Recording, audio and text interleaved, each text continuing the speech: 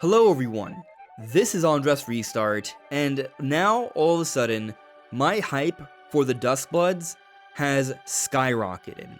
We've gotten some interesting updates for this Nintendo Switch 2 exclusive title being made by From Software, one of the most amazing developers in the industry.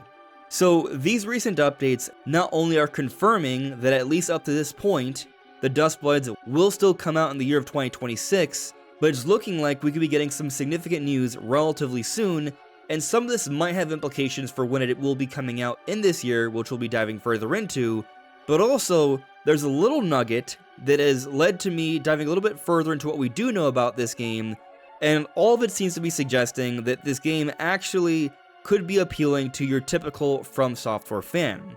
And what I'm getting at here is that excitement for this game has actually been dampened a couple times. When the game was initially announced, the excitement for this game was huge. I was so stoked, as were many.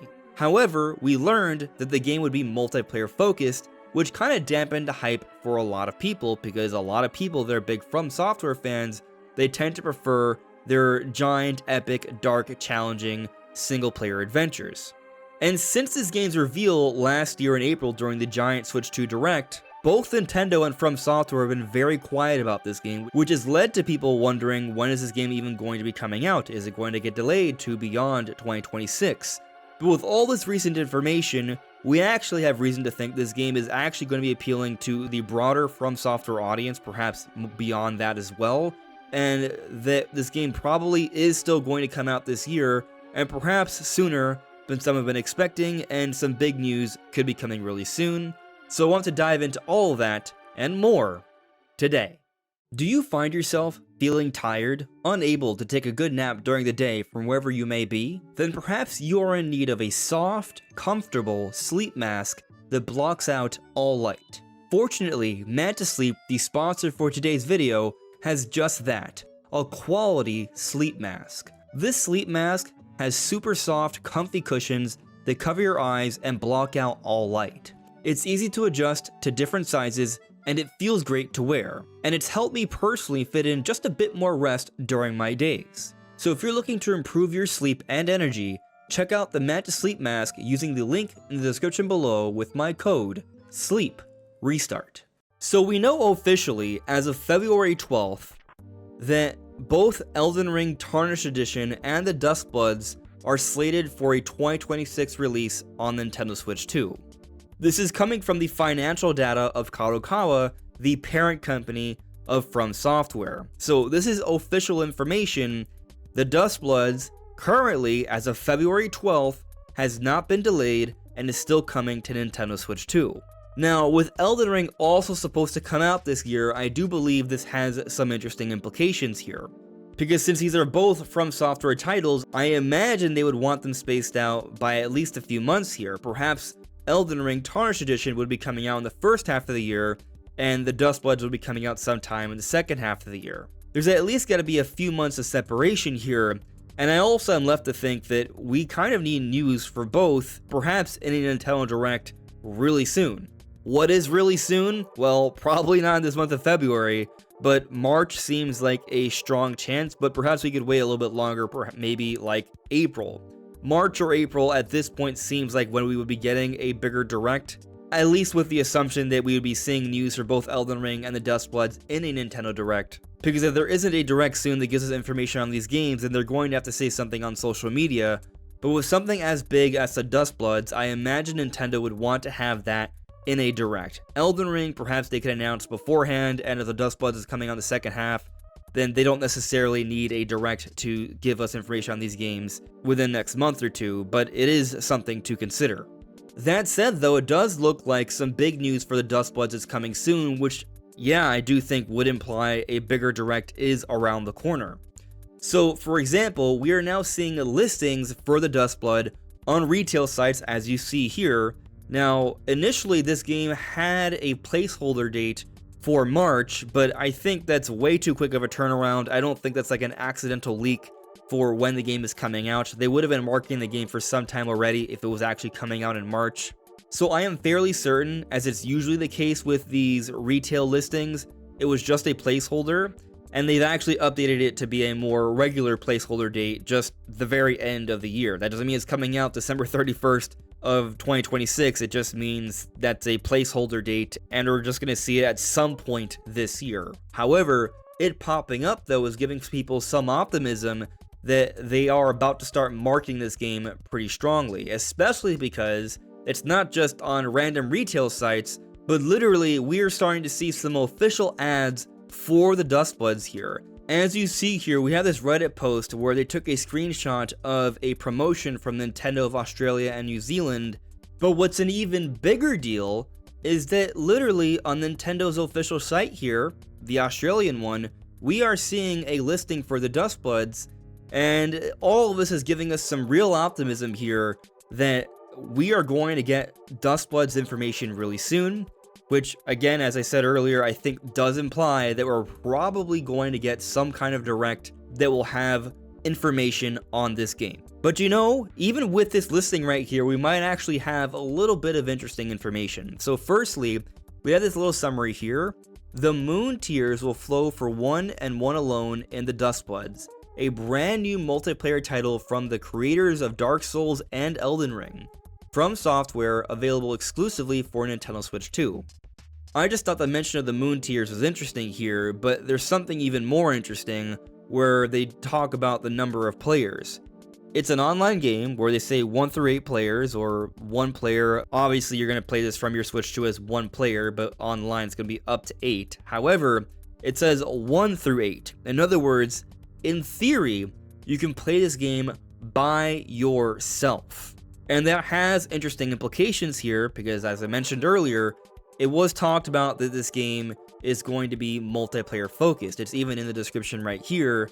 But if there's a way to play this game just by yourself, well, maybe it's not as multiplayer focused as some people may be thinking. And so I took a look at some things said by the director, Hidetaka Miyazaki, from the creator's voice about this game. But before getting to that, let me point out that I do have this goal to reach 60,000 subscribers. So if you do find yourself enjoying my videos, I would very much appreciate your support, subscribing if you haven't already. But getting into some interesting points from this creator's voice here, let's read this part here. Another important aspect is match variables, such as the event system. This system has the potential to alter the course of the match, such as special enemy spawns and additional objectives with accompanying bonus rewards. In the trailer, you may have noticed a giant stone face looming in the sky.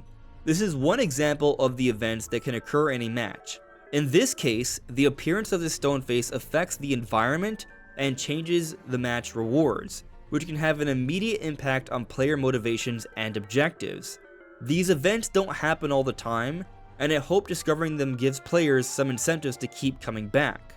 And here the interviewer says in response, "It sounds like even those who tend to shy away from PvP can still enjoy themselves." Miyazaki responds, "That was the intention. I personally am not much of a PvP person, and I wanted to make something that's satisfying even for players like me. While the goal of a match is to obtain first blood, there are personal objectives that provide separate rewards to the player as well. So I hope these add to the fun of each engagement." And so I find this part really interesting, and I think a lot of people may have glossed this over when this information came out initially. Miyazaki's saying that he's not even much of a PvP person himself, player versus player. This game is a PvPVE, player versus enemy. So there are going to be enemies that you can fight, as you would in other From Software titles, but I think we should keep in mind that other From Software titles still have the strong element of others being involved with your adventure. You can team up with other players online to fight different bosses, or people can invade your world and you have to fight them. So there's already been a multiplayer element to prior From Software titles. It's just been more single player centric in the past, and this one seems to be headed in the other direction, but they're still going to have that single player element depending on how you choose to play the game, and also based on different events that are happening during these different matches. And so main point here is that Miyazaki is making this game, and he's saying he's not even much of a PvP person himself. So that definitely leads me to think that the way this is being constructed it's being done in a way where if you're more of a PvE kind of person where you just like to play and fight different enemies and explore, then this game is actually being made in mind with that as well. But there's a little more here I want to get into. So here it's asked, do you mind sharing any other points you personally find interesting? Miyazaki responds, one area I haven't talked about yet is roles. In online play, roles give players special responsibilities and objectives that often lead to unique interactions and relationships between players based on their corresponding roles. That's probably not much info to go on, so allow me to provide a few examples, but please note we're still finalizing some of the naming and details. For example, if a player possesses the Destined Rivals role, another player is designated as their rival, and they are tasked with finding and defeating that player. Doing so counts as achieving a personal goal, separate from the overall victory conditions. Another example is Destined Companion, where one player is required to seek out another designated as their companion, which results in a special reward if they form a bond with one another. Roles can be assigned to any character via blood customization, allowing players to enjoy role-playing in a literal sense and hopefully adding to the drama of these engagements. So we understand that there is an array of characters that you can pick from. They all have their own unique abilities and styles, but we also understand that there is customization that can be done, and it's even talked about how with these customizations and how you put the character together and look into their history, there's a lot of lore implications here, which a lot of From Software fans are very much into, and so that's cool. But diving into just the implications of this element to the gameplay, it sounds like there are going to be different scenarios where you're going to pick a certain character, and your role is going to give you a potential event or objective where you're going to try and find someone that you're trying to take out specifically during the match, or find someone to team up with you. And I think this is a really interesting dynamic. Instead of starting the game with someone you already agreed to play with, you might jump into a match and you're going to find someone and you're going to have the opportunity to establish a bond, and there's going to be benefits there. And the interesting implication there is that you may not establish the bond. It has to be agreed upon with both players, and so there's a lot of potential there with that. As you see with this screenshot here, we see that there are two different characters working together, and there are enemies surrounding them, and clearly these are non-playable characters here, right? So this is the player and player versus enemy here. So this is a PvE situation right here. And so there could be some really interesting situations we don't really see in other types of games. So Miyazaki might really be cooking here with this roles element to the game, and that really might mix up things quite a bit. Where I still have concerns though, is how the progression is going to feel, because from what you understand, there's going to be matches. There's going to be a hub area that you can explore, as we've seen in say maybe something like Demon Souls, where there's a hub area and you can use that hub area to get to other places in the world. Maybe the hub area could be more expansive, we don't know. But when you get into a match, there will be different environments you'll be sent to.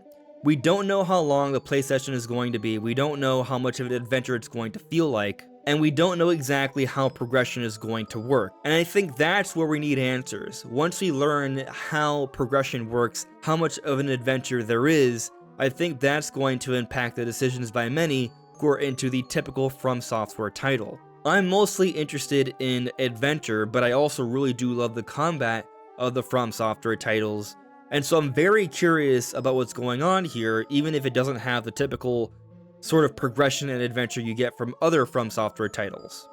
And so depending on how this works, I think the Duskbloods could end up being maybe one of, if not the best game of the year, at least on Nintendo Switch 2. It has that kind of potential. Now, I do have high hopes for other things like maybe 3D Mario, for example, but I definitely think the Duskbloods has a really strong chance to be right up there as one of the best, most exciting titles for Switch 2 this year. But circling back to the idea of the hub area, let's take a look at this last part from the creator's voice. Here it reads, "That reminds me, I was curious about the winged rat character seen in the trailer.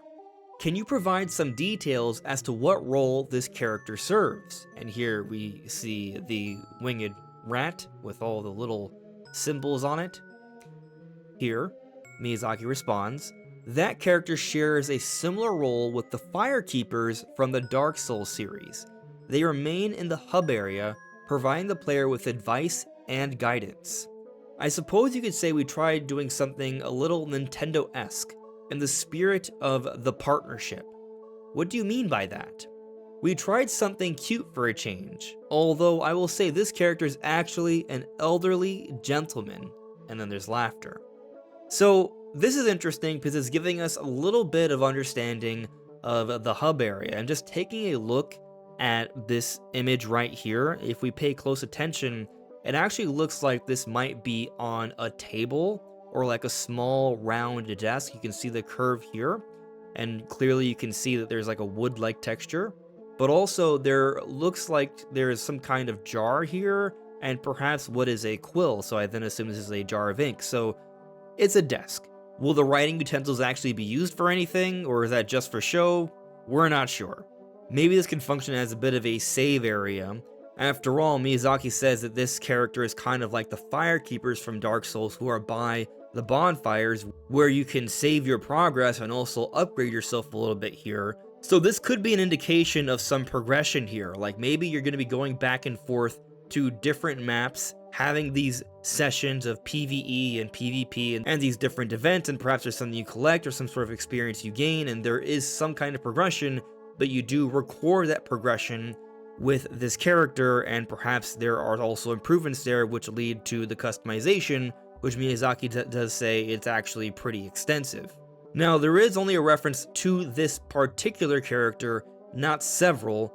Unlike the Firekeepers are at different bonfires throughout the world, which would, yes, suggest that the hub area isn't so vast that there are multiple of these characters. Now, technically, there could be other characters like this and he just didn't mention it, but given that we're just being told it's a hub area and not a massive world, and also that we have no evidence of there being more, I feel like it's a relatively safe assumption to just say it's just this one character that is like this.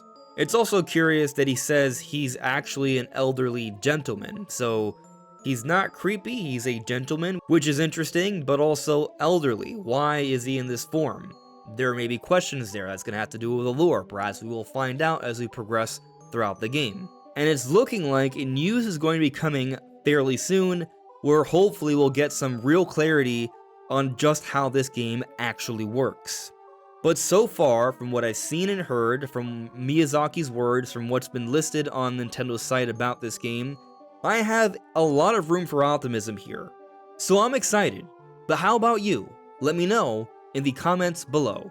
And don't forget, you can use my code SLEEPRESTART when checking the link in the description below for the Manta Sleep Mask.